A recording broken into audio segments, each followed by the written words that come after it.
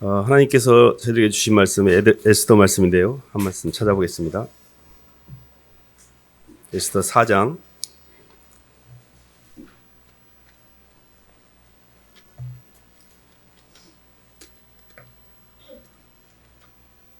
13절로 16절 말씀입니다.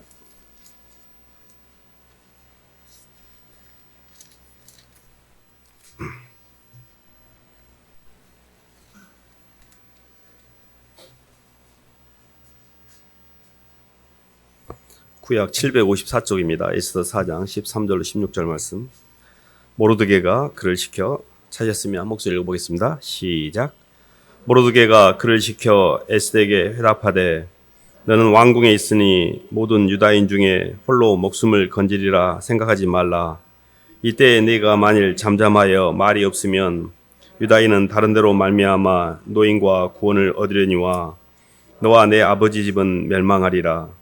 내가 왕후의 자리를 얻은 것이 이때를 위함이 아닌지 누가 알겠느냐 하니 에스더가 모르드게에 해답하여 이르되 당신은 가서 수산에 있는 유다인을 다 모으고 나를 위하여 금식하되 밤낮 3일을 먹지도 말고 마시지도 마소서.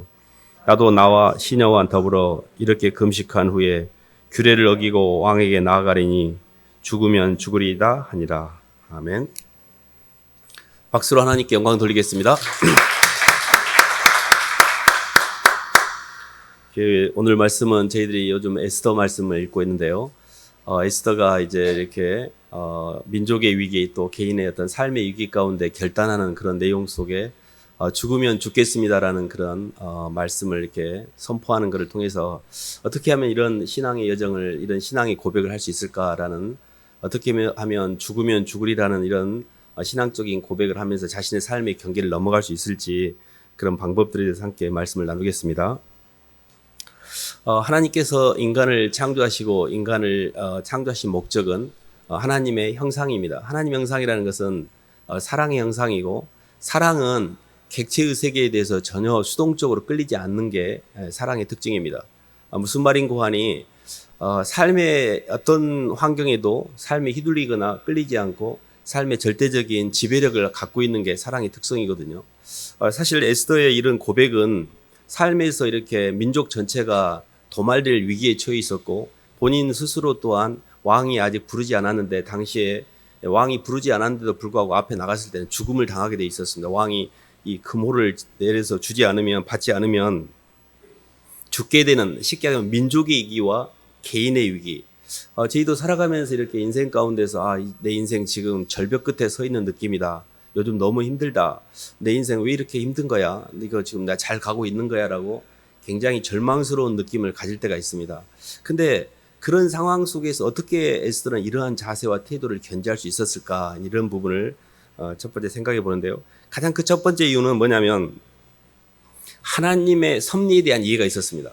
에스더는 오랫동안 이제 유대인으로서 이 모르드게라는 사촌 동생, 사촌 오빠죠. 사촌과의 관계 가운데서 이렇게 양육을 받으면서 오랫동안 하나님의 신앙 가운데서 성장을 했거든요. 사실 이 에스더서를 쭉 보면은 하나님이라는 단어가 한 번도 나오지 않습니다. 그러나 그 속에는 하나님의 섭리가 면면이 흐르고 있거든요. 예를 들어본다 이런 겁니다. 아하수에로 왕이 당시에 굉장히 막강한 권력을 가지고 있었습니다. 고레스 원년에 이제 1차 포로 기한이 됐고 이제 아닥사스다 왕 때 이제 2차, 3차가 포로 기한이 되는데 지금 아하수에로의 왕 때는 이 포로 기한 1차와 2차, 3차의 그 사이에 있는 거거든요. 포로들이 전혀 귀환하지 않는 때입니다. 근데 이때 이 왕이 어마어마한 권력을 가지고 있었고 그 왕이 전쟁에서 이긴 걸 잔치를 베풀면서 180일간을 잔치를 베풉니다. 근데 7일을 더 연장을 하거든요. 그 연장한 터에 왕후 와스디를 이렇게 청하는데 와스디가 그를 거부합니다. 그것 때문에 폐위가 돼요. 그 잔치의 말미에. 이것도 하나님의 하나의 섭리 가운데 있고요. 또 당시에 이 에스더는 굉장히 고아의 출신에 전혀 왕으로 간택될 수 있는 그런 기회가 없는 자인데 실은 그가 왕으로 이렇게 간택되는 하나님의 섭리. 그러니까 이방 민족 사이에 들어가 가지고 유대인들 전체가 지금 이렇게 하나님의 섭리 가운데서 이렇게 살아가고 있는 그런 어떤 섭리 속에서 하나님의 섭리가 이렇게 계속 작용을 하고 있는 거거든요. 또한 에스더가 이제 이렇게 민족의 이기 가운데서 왕에게 나갈 때 왕이 손을 내밀지 않으면 죽게 되는데 그 손을 내민 장면이라든지, 또 모르드게가 이렇게 옛날에 왕의 그런 배신을 이렇게 알렸다가 그게 그 당시에 포상을 받지 못하고 숨겨 있었는데 밤중에 잠이 안 와가지고 이렇게 일기를 뒤지다가 모르드게가 이런 일을 했었어? 하고 포착한 장면이라든지, 또 실질적으로 왕이 하만이 이렇게 달아놓은 그 나무에 실제로 모르드게가 아니라 하만이 달리는 장면이나 이런 모든 게 사실은 우연히 우리는 그걸 우연이라고 그럽니다. 영적으로 볼 때 우리는 그걸 하나님의 섭리라고 그럽니다. 예수를 믿는 사람들은 하나님의 모든 절대 주권하에서 세상이 돌아가고 있기 때문에 더 높은 차원의 의식을 가지고 현상계를 해석하는 그것을 우리가 더 높은 차원의 의식이라고 그러고 우리가 신의식이라고 말하는 겁니다. 우리가 인생을 살면서 환경이라는 걸 통해서 나는 사람 때문에 휘둘리고 돈 때문에 휘둘리고 나는 맨 눌리고 걱정하고 염려하고 나는 왜 이렇게 짜잔하게 살까 인생을, 이렇게 생각하는 것은 그 사람의 문제가 아니고 그 사람의 의식의 차원이 아직도 시간과 공간이라는 땅 속에 묶여서 해석하기 때문에 그렇습니다. 근데 이 에스더와 모르드게도 오늘 봐보세요. 이 기계가 네가 만일 오늘 우리의 이 위기를 외면한다면 우리는 다른 방법을 통해 하나님께서 구원해 줄 것을 확신한다. 근데 너와 네 집은 멸망을 당할 것이다. 이걸 외면했으니까. 오늘날 네가 왕후가 된 것이 이런 구원을 위해서 하나님께서 예비해 놓은 것이 아니겠느냐라고, 그의 그 믿음 자체가 왕후한테 와서 쩔쩔매면서 도와달라고 이렇게 하지 않았습니다. 무슨 이야기냐면 하나님의 절대 주권하에서 하나님이 우리에게 주시는 어떤 시련과 고난은 그 시련과 고난에 의미가 있습니다. 그 의미가 어떤 의미인지를 알 때 우리가 인생의 어떤 환경에 휘둘리지 않고 선택을 할 수가 있는 것이죠. 저희들이 한 말씀 찾아볼까요? 에베소서 4장 한번 봐보겠습니다.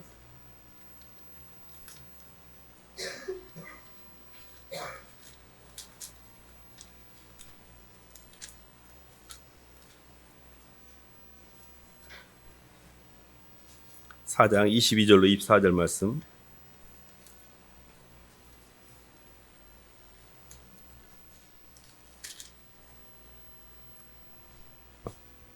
너희는 314쪽입니다. 신약. 너희는 시작. 너희는 유혹의 욕심을 따라 썩어져가는 구습을 따르는 옛사람을 벗어버리고 오직 너희의 심령이 새롭게 되어 하나님을 따라 의와 진리의 거룩함으로 지으심을 받은 새 사람을 입으라. 아멘. 믿음이라는 것 자체는 하늘의 것을 취하기 위해서 땅의 것을 벗는 것을 우리가 믿음이라고 그러거든요. 그래서 우리가 유혹의 욕심을 따라 썩어져가는 구습을 쫓는 옛사람을 벗어버리고 의와 진리와 성령의 거룩하심을 입은 새 사람으로 입는 과정에서 옛것을 버려야 됩니다. 이게 인간의 육으로 볼 때는 고통으로 느껴요. 이게 시련으로 느껴지는 겁니다. 우리도 그러잖아요. 학교에 좋은 대학교 가기 위해서는 공부를 열심히 하기 위해서 내가 날마다 놀고 먹고 그냥 내 마음대로 살고 싶은 것을 포기하잖아요. 이 땅에서도 사람이 더 잘 되기 위해서는 자신의 본능적인 것들을 제어하고 더 높은 차원으로 올라가기 위해서 에너지를 집중하는 거거든요. 하물며 땅의 경계를 넘어 하늘로 올라가는데 내 마음대로 이 땅에서 내 욕망대로 내 정욕대로 내 욕심대로 살면서 하늘을 간다는 것은 말이 안 되는 겁니다. 그러니까 하나님은 우리를 당신의 하나님의 형상으로 빚어가기 위한 여정으로서 모든 마음을 운행하기 때문에 우리 속에 있는 겉사람이라는 정욕을 잘 보셔야 됩니다. 우리 속에 정과 욕심이라는 교만과 음란과 탐욕, 이 성경에 나오는 이 아말렉 족속의 후손이었던 이 아각의 후손이었던 이 하만은요 아말렉 족속의 후손입니다. 아말렉이라는 것 자체는요 성경에서 가장 적대적으로 예수 그리스도를 적대했던 종족이 아말렉입니다. 이스라엘 백성이 광야에서 이렇게 출애굽에서 나올 때 아말렉이 뒤를 쫓으면서 가장 약한 자들을 죽이기 시작했어요. 뒤 따라가면서 뒤로 처진 사람들을 죽이기 시작했고, 사무엘상에 보면 사울이 이렇게 아각을 죽이지 않고 좋은 소와 양을 이렇게 남겨가지고 아각왕을, 그때 주님이 이러십니다. 하나님께서 모든 양과 소와 어린아이까지 다 진멸하라고 했거든요. 왜 그렇게까지 말씀하셨냐면 그 후손이 지금 1000년이 넘어서 이렇게까지 괴롭히고 있기 때문에 그것을 미리 아시고 정리하기를 원하셨는데 그때 정리를 못 하거든요. 끊임없이 이 예수님을 믿는 하나님의 백성을 계속해서 핍박하는 것이 이 세상의 영의 역사입니다. 그게 아말렉의 의미거든요. 오늘 하만의 그런 어떤 우리를 향한 어떤 그 에스더의 그런 민족의 힘듦은 예수를 믿는 모든 사람에게 해당되는 겁니다. 예수님을 진짜 믿는 사람들에게는 환난이 우리에게 오게 되어 있습니다. 왜 그러냐면 예수님을 믿는 과정에서 시련과 환난은 하나님 나라로 가는 여정 가운데 우리의 영혼의 불순물을 제거하는 영혼의 정화작용으로서 필요하기 때문에 그런 겁니다. 마귀를 풀어가지고요, 천연왕국 때에도 마귀를 풀어가지고 마귀의 시험을 통과한 사람만 하늘나라를 가게 만들었기 때문에 우리 인생에서 만물과 만사라는 삶 가운데 시련과 힘든 것들은 하나님 나라로 데려가기 위한 아버지 하나님의 섭리구라는 이해가 있었던 거죠. 그러니까 죽으면 죽으리라는 말을 할 수 있었던 배경에는 하나님의 큰 그림을 보고 있었던 겁니다. 그래서 주님도 그러셨잖아요. 부님께 하나님 보좌 우편을 바라보시고 십자가의 부끄러움을 개의치 아니하시더니 하나님 우편에 앉으셨느니라. 십자가가 얼마나 힘들어요. 근데 주님은 십자가상의 죽음을 본 게 아니라 하나님의 우편에 있는 하나님 나라의 영광을 보고 있었거든요. 그러니까 영적으로 더 차원이 높은 세계에 대한 이해와 하나님이 이 땅에 우리를 보내시고 어떤 이유 때문에 이런 환경이 온지에 대한 정확한 이해를 갖게 되면 그 환경 때문에 힘들어하거나 환경과 싸우거나 환경으로 인하여 인과율이 저주에 묶이지 않습니다. 그래서 내 백성이, 이 백성이 하나님의 말씀이 없으므로 망하는도다, 이 말은 이게 왜 이렇게 왔는지에 대한 이해가 없는 거예요. 이 환경을 주신 것에 대해서 사람한테 문제를 삼고 사람 때문에 힘들어하고 환경 때문에 힘들고 맨 탓밖에 없어요. 책임 전가, 탓. 이게 우리 속에 완전히 배어 있습니다. 이게 마귀의 속성이거든요. 막 정죄하고. 봐보세요. 하만을 봐보세요. 하만이 그 당시 바사 페르시아는요, 어마어마한 그 132도를 다스리고 있었습니다. 그때 2인자였어요. 2인자. 그러니 얼마나 교만이 하늘을 찔렀습니다. 모르드게가 유대인이었기 때문에 하만이 아말렉의 후손인 걸 알기 때문에 고개를 숙이지 않았습니다. 그래서 그가 고개 숙이지 않은 것을 걔만 족치는 게 아니라 내가 이 민족을 쓸어버려야겠다. 얘들을 싸그리 다 없애버려야겠다라는 그런 교만한 마음을 가질 정도로 얘가 교만했고요. 왕이 모르드게의 그런 공적을 알고 나서 제게 치하를 하려고 상을 주려고 존귀케 하려고 하니까 뭐라 했습니까? 이 나라에서 존귀함을 받을 자가 나 외에는 누가 있느냐고 스스로 자기를 높인 줄 알고 계속 이제 왕복을 입히시고 말을 태워가지고 왕관을 입혀가지고 거리를 행배하면서 나한테 존귀함을 입은 자이다라고 선포하게 하소서, 이런 말들을 하잖아요. 근데 그게 뭐예요? 모든 영광이 자기한테 해당되는 걸 착각하고 있는 겁니다. 교만해지면요, 다 자기밖에 몰라요. 다 내 이야기인 것처럼 들리고 다 나를 높인 것처럼 착각을 하고 이게 하늘을 찌르고 있어요. 근데 모르고 있는 거예요. 본인만. 본인이 지금 목숨이 위태위태한 상황인데도 모르고 있는 겁니다. 저희가 유혹의 욕심을 따라 썩어져가는 구습을 쫓는 옛사람을 벗어버리고 심령이 새롭게 되어 의와 진리와 성령으로 지으심을 받은 새 사람을 입는 방법의 첫 번째 단추가 하나님의 말씀을 통해서 이 만물을 해석하는 겁니다. 하나님이 우리를 하나님 나라로 데려가기 위해서 이 마귀계를 통과해야 되기 때문에 우리에게 이런 걸 허락하셨구나. 근데 그렇게 되면 수직 해석이 되는 거예요. 수직 해석. 하나님의 원인이시고 환경은 그 원인의 결과물일 뿐입니다. 그 누구도 원인이 될 수가 없어요. 이 땅에 어떤 사람도 내 인생의 원인이 될 수가 없습니다. 그걸 아주 명확하게 하셔야 돼요. 그래야 피해의식에서 빠져나와요. 피해의식이 뭔지 아세요? 나 누구 때문에 힘들고 누구 때문에 힘들고 누구 때문에 뭐가 맨 때문에밖에 없어요. 그게 피해의식이에요. 피해의식인데 어떻게 사람이 원인이 될 수가 있습니까? 지금 현재 모르드게가 하만하고 싸우는 게 아니에요. 마귀라는 영적인 존재와의 싸움을 하고 있는 겁니다. 우리가 싸우는 싸움은 육에 속한 것이 아니고 하나님 앞에서 견고한 진을 파는 강력이기 때문에 이 땅에서의 모든 싸움은요, 영적인 싸움이 육의 싸움이 아닙니다. 내 속에 있는 견고한 진들, 주님은 내 속에 있는 마귀를 처리하기 원하시는데 내 속에 있는 나마귀는 나 건들지 말고 나 힘들게 한 것들 좀 처리해달라고 자꾸 이쪽으로 가고 있잖아요. 그러니까 이게 너무 하나님을 모르는 겁니다. 하나님의 섭리를 너무 모르는 거예요. 그래서 저희가 두 번째 단계로 가기 위해서는요, 히브리서 2장 한번 봐볼까요?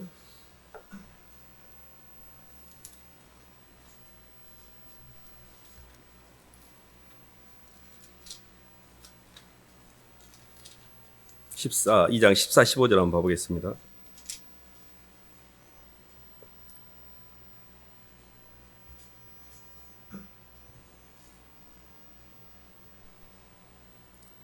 자녀들은 14, 15절 읽겠습니다. 시작.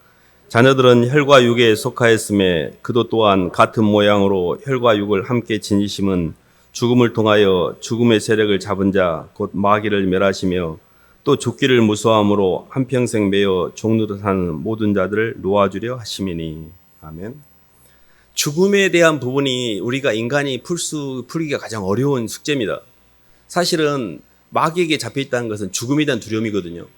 그래서 주님이 혈과 육이 아니셨지만 스스로 혈과 육을 가진 자로 이 땅에 오셔가지고 죽음을 스스로 선택하심으로 죽음을 이기시고 부활하심으로 죽음에 매여갖고 종노릇하면서 벌벌벌 떨고 있는 사람들을 놓아주려고 했다는 표현을 잘 이해하셔야 됩니다. 저는 성경 말씀을 통해서 주님이 죽으시고 부활하심으로 죽는 게 사는 것이라는 것을 깨달은 적이 있었습니다. 이 땅에서는 죽어야 부활이 되는구나. 이 땅에서 내가 살려고 하면 살려고 발버둥을 칠수록 마귀한테 잡히는구나. 죽어버렸을 때 해방되는 걸 알게 됐어요. 자살을 한 뜻이 아니에요. 내 겉사람이 죽어야 돼요. 자꾸 내 육신대로 살고 있는 이 겉사람이 신앙생활하고 있고 겉사람이 주인대로 살고 있잖아요. 이 겉사람이 파쇄되지 않고서는 영의 세계가 열리지 않습니다. 그래서 어떻게 이게 가능한가 이렇게 좀 접근을 해보면 논리적으로 이런 겁니다. 사람은 미래지향적인 존재입니다. 사람은요, 미래를 통해 살고 있어요. 봐보세요. 오늘 하루를 이렇게 살아가는 것도 내 미래에 희망이 있기 때문에 살아가는 겁니다. 내가 열심히 공부해서 좋은 직장 가가지고 월급도 잘 받고 좋은 사람하고 결혼해서 행복하게 살아야지 미래가 있잖아요. 그리고 막 열심히 막 시험 공부하고 열심히 이렇게 막 고생하는 것도 뭔가 좋은 결과를 얻기 위해서 지금 미래를 준비하는 거잖아요. 근데 나이가 먹어보면 인생이 그렇게 만만하지 않습니다. 뭔가 열심히 살고는 있는 것 같은데 굉장히 공허하게 이럴 데가 없고 점점 이제 살 날보다 살아온 날이 많을수록 이제 살아갈 날이 적을수록 미래가 닫히기 시작해요. 그러면 사람들이 우울해지기 시작합니다. 나이도 먹어가고 머리도 벗겨지고 몸도 점점 처져가고 아픈 데가 하나씩 생기고 자식들은 커서 나를 찾지도 않고 뭔가 이렇게 공허해지기 시작해요. 근데 그 미래에 대한 준비를 환경을 통해서 찾은 사람들은 점점 우울해지기 시작합니다. 근데요, 그게 아니고 하늘나라를 준비하고 있는 겁니다. 그러니까 주님께서 우리에게 예비해 놓으시고자 했던 것은 뭐냐면 죽음의 종로로 하지 않고 하나님 나라의 영원한 세계에 대한 부활의 소망. 무슨 이야기냐면 미래가 있을 때는 아무리 내가 힘들어도 다운되지 않습니다. 근데 아무리 노력을 해도 미래가 나아질지 않을 것 같으면 그때 그냥 포기해요. 자포자기. 내 인생 여기가 끝인가 보다. 한강으로 가고 싶어요. 그냥. 너무 힘드니까. 너무 미래가 안 보이니까. 근데 예수를 믿는 사람들은 이 땅에서의 미래가 아니라 하늘나라의 미래가 너무 전도가 양양한 거예요. 주님 만날 날을 기다리고 있잖아요. 너무 찬란하게 그 세계가 기다려지는 거예요. 주님, 제가 주님 뵈러 갈게요. 이 땅에서 제가 죽을 때까지 주님이 저한테 하라고 하신 일 잘 감당하면서 주님 뵐 날을 제가 기다립니다. 이런 소망이 있기 때문에 절대 땅에서 다운되지 않습니다.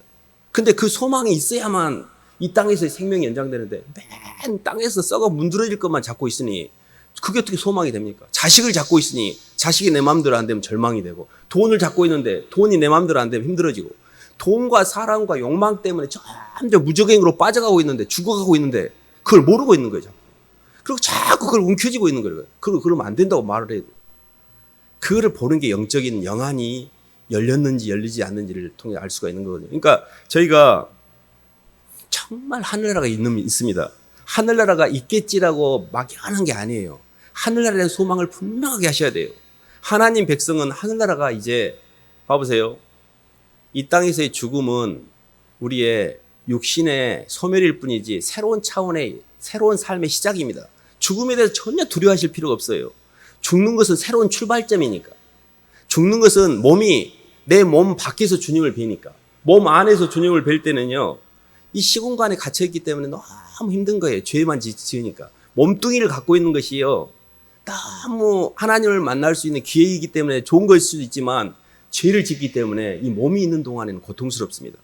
근데 몸 밖에서 주님을 뵐 날, 주님 만날 날에 대한 소망이 있으셔야 돼요. 그래서 두 번째 단계가 뭐냐면 하나님 나라에 대한 소망을 우리 속에 점점 가지면서 미래가 열리셔야 돼요. 그래서 정리하면 이런 겁니다.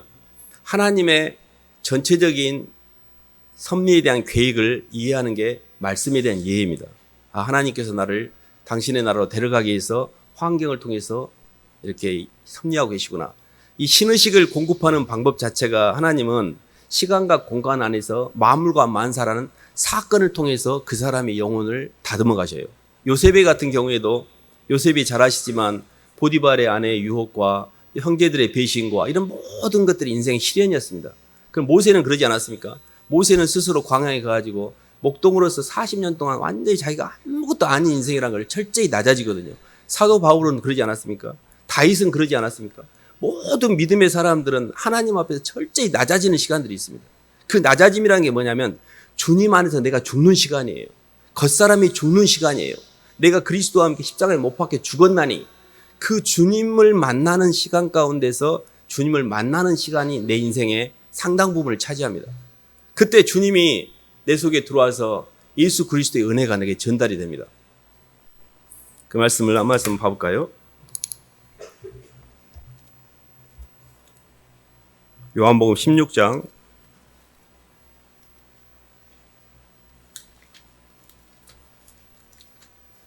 13절로 14절 말씀 보겠습니다.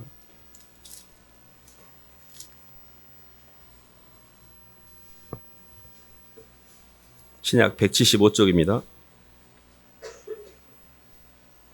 그러나 찾으셨으면 읽어보겠습니다. 시작. 그러나 진리의 성령이 오시면 그가 너희를 모든 진리 가운데로 인도하시리니 그가 스스로 말하지 않고 오직 들은 것을 말하며 장래일을 너희에게 알리시리라. 그가 내 영광을 나타내리니 내 것을 가지고 너희에게 알리겠습니다. 아멘.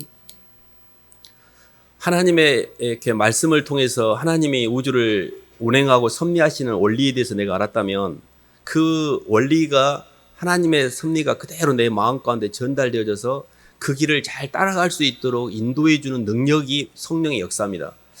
예수님을 믿으면서 가장 이렇게 난해한 부분이 이 성령의 임재라는 부분이었습니다. 저는 성경 공부도 하고 교리적으로 교리가 어떻게 돌아가는지 이해가 됐어요. 그리고 그것을 잘 지켜내고자 하는 열심도 있었습니다.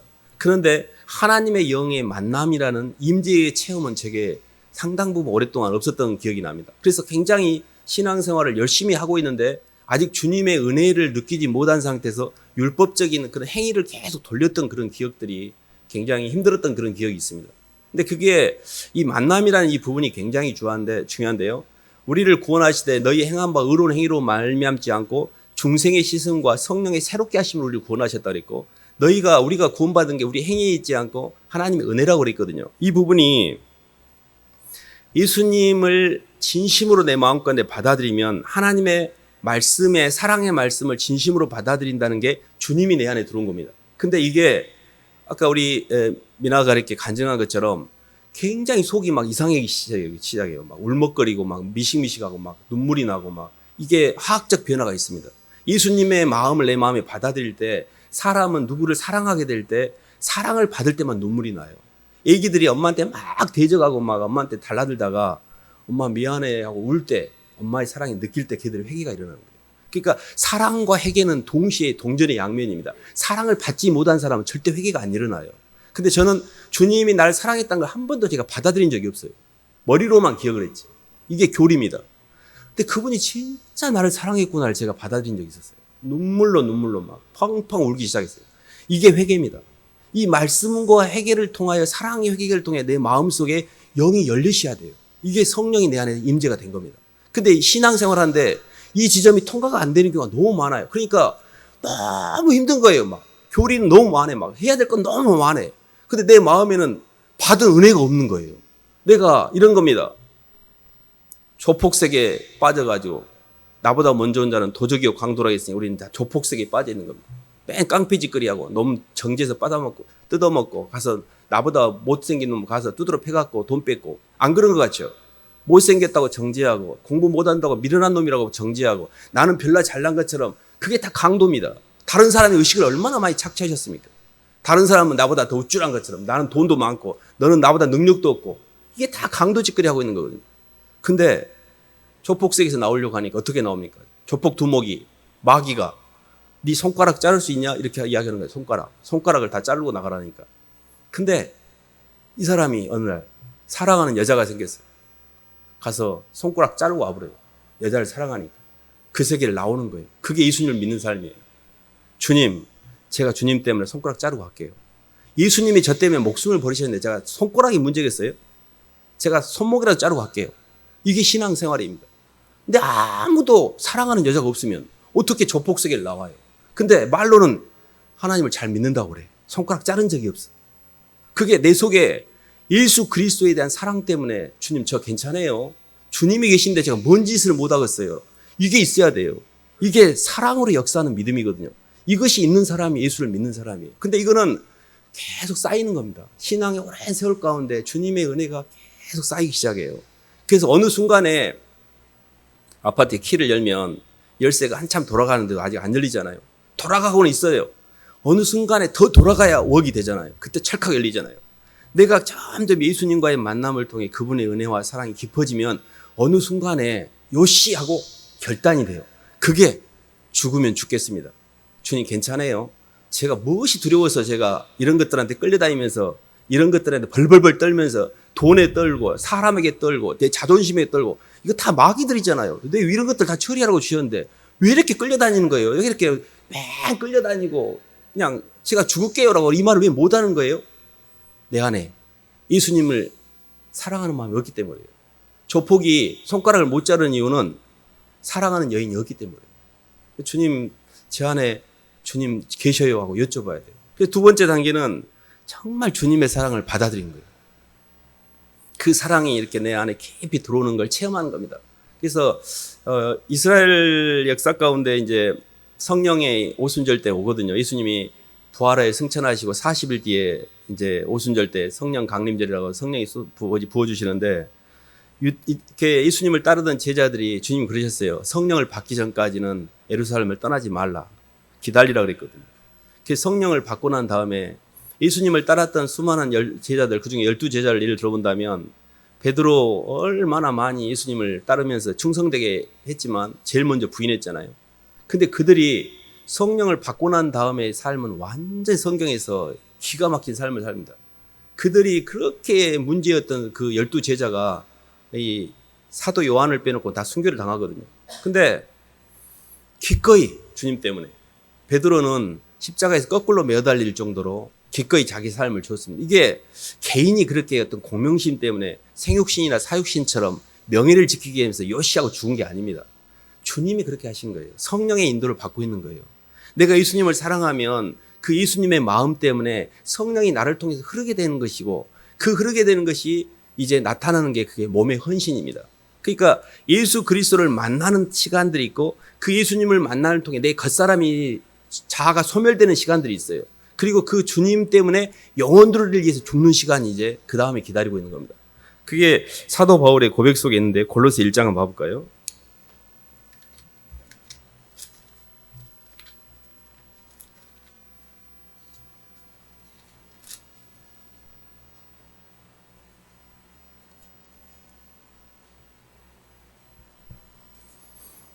골로새 1장 24절 한번 읽어보겠습니다. 24절부터 27절까지 한번 읽어보겠습니다. 나는 이제 시작. 나는 이제 너희를 위하여 받는 괴로움을 기뻐하고 그리스도의 남은 고난을 그의 몸된 교회를 위하여 내 육체에 채우노라. 내가 교회의 일꾼 된 것은 하나님이 너희를 위하여 내게 주신 직분을 따라 하나님의 말씀을 이루려 함이니라. 이 비밀은 만세와 만대로부터 감춰졌던 것인데 이제는 그의 성도들에게 나타났고 하나님이 그들로 하여금 이 비밀의 영광이 이방인 가운데 얼마나 풍성한지를 알게 하려 하심이라. 이 비밀은 너희 안에 계신 그리스도시니 곧 영광의 소망이니라. 아멘. 사도 바울이 영혼들을 위해 받는 괴로움을 기뻐한다 그랬고 그리스도의 남은 고난을 내 몸 안에 채운다 그랬잖아요.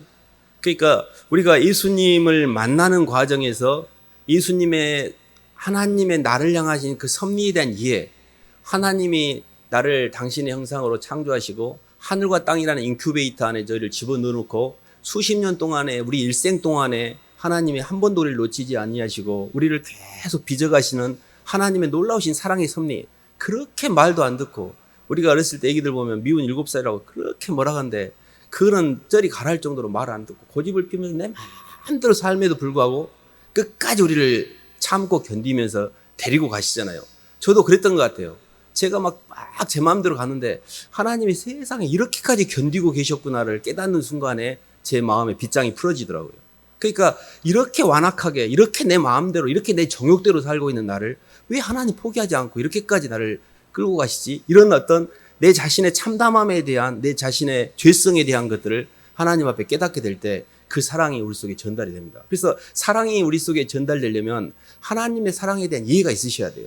그래서 그 사랑을 점점 알아가는 과정에서 주님의 사랑을 조금씩 내 마음에 받아들이는 것이고, 진심으로 주님 앞에 무릎을 꿇게 될 때 성령이 부어져서 하나님의 사랑이 성령으로 말미암아 우리 마음에 부음받음이라 했잖아요. 이게 주님을 만난 거예요. 그때 내 안에 화학적 변화가 일어나면서 막 눈물이 나고 회개가 일어나면서 상의 변화를 겪기 시작합니다. 그렇게 나를 위해 살았던 내가 이제 내가 너무너무 징글징글하고요. 주님을 이제 주님밖에 생각이 안 나요. 이 상의 변화가 꼭 있어야 돼요. 의식의 변화를 통해서 주님을 마음으로 만나면 상이 변하게 됩니다. 주님의 임재감을 그때 느끼는 거예요. 그리고 나서 그리스도의 남은 고난을 그리스도의 몸된 교회를 위하여 내 육체에 채우는, 이제 지금 제가 죽을게요. 죽으면 죽겠습니다라는 선택, 몸의 헌신이 그때 가능하게 되는 겁니다.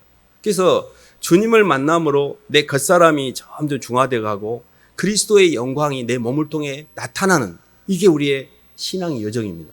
2번 죽는 거예요. 주님 때문에 죽고 영혼들 때문에 죽는 거예요. 그래서 나는 죽으면 죽으리라. 또 사도 바울도 그랬잖아요. 나는 날마다 죽노라. 사망은 우리 속에서 역사하고 생명은 너희 속에서 역사하니라. 너희를 살리기 위해서 나는 날마다 죽노라 했잖아요. 내가 너희들 때문에 받는 괴로움을 내가 진짜 기뻐한다 그랬고 그리스도의 남은 고난을 내 몸뚱이에 채운다 했잖아요. 근데 왜 이런 선택을 할 수 있을까요? 우리가 이성적으로 볼 때 우리는 이기성을 갖고 있습니다. 이기성이라는 건 나쁜 게 아닙니다. 내 몸에 이로움을 추구하는 거예요. 야, 너 몸 좀 돌봐. 왜 이렇게 너는 네 몸을 함부로 굴려? 몸 관리 좀 해. 이거 이기성입니다. 이기성하고 이기주의는 달라요. 이기성은 내 몸의 필요를 위해서 갖고 있는 우리의 어떤 기본적인 속성을 이야기하지만, 이기주의는 계속 나 외에는 다른 사람을 인정해버리지 않는 겁니다. 기독신앙은 배타성을 갖고 있습니다. 기독신앙은 예수 그리스도가 길이요 진리요 생명이기 때문에 배타성을 갖고 있습니다. 그러나 배타주의를 갖지는 않아요. 너희들 다 지옥 가 이렇게 그들에게 말하진 않아요. 배타성이라는 것은 나는 내 주 예수 그리스도를 믿고 예수님을 믿는 게 유일한 신앙의 길이라는 확실한 믿음에 대한 타협이 없는 게 배타성이지만, 그 외의 것들은 다 잘못됐다고 말하지 않습니다. 그거는 내 영역이 아니에요. 그러니까 하나님 앞에서 분명히 내 소속감을 분명히 하셔야 돼요. 나는 하나님의 백성으로 이 땅을 살고 있는가, 세상 백성인가, 이거는 굉장히 중요한 영역입니다. 그래서 저희가 오늘 에스더가 일국의 왕비입니다. 가장 그 영광스러운 어떤 존귀한 자리 있잖아요. 근데 그가 이 자신의 민족의 소속감, 하나님 백성의 소속감을 자기 개인이 갖고 있는 세상 속에 있는 소속감보다 훨씬 크게 인식을 했어요.